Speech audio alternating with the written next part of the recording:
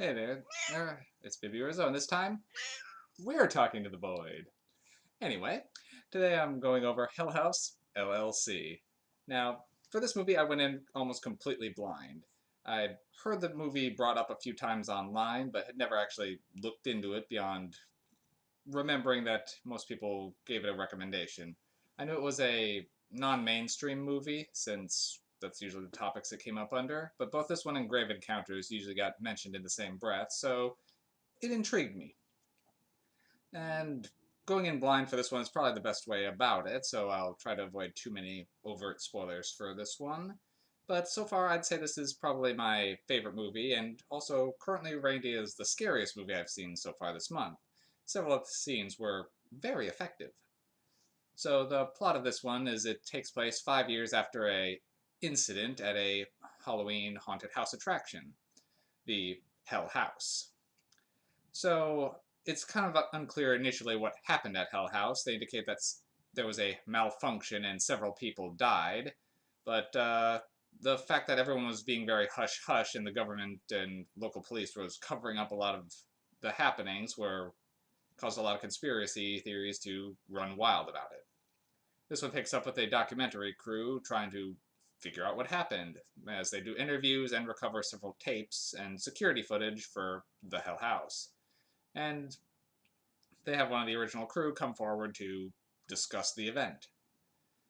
Now, essentially, what it shows is as they move into uh, bleh. The haunted house is set up in a abandoned hotel that apparently had some tragedy occur in it that caused it to go out of business. And it's been, I believe, 30 years since the hotel had been seen any use. So when making a haunted house, they view that as a kind of a windfall. There was a lot of their work was already done for them, as a lot of the spooky effects that were initially there they could just use.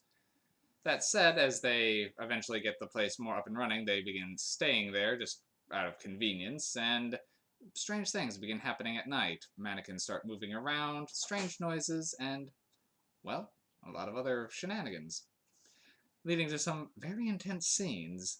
However, the person who leads the group is determined to see the show through no matter what and pushes forward. And the night in question, all Hell House breaks loose.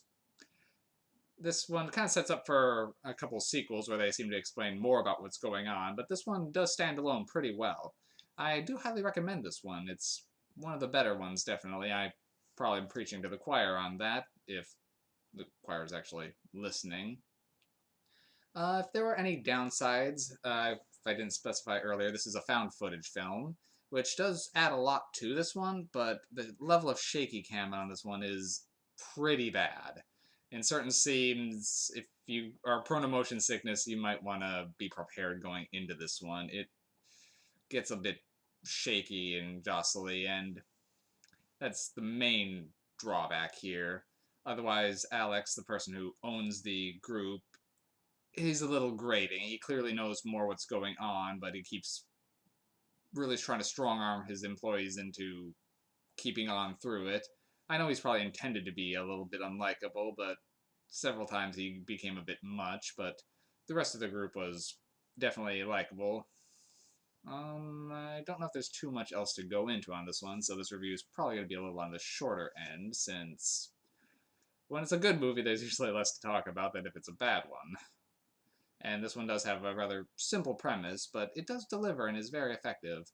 I do hope to actually get around to seeing the sequels at some point, but that's not going to be happening this month at least. But, yeah, Hell House LLC, I give it a 5 stars, definitely. Check it out.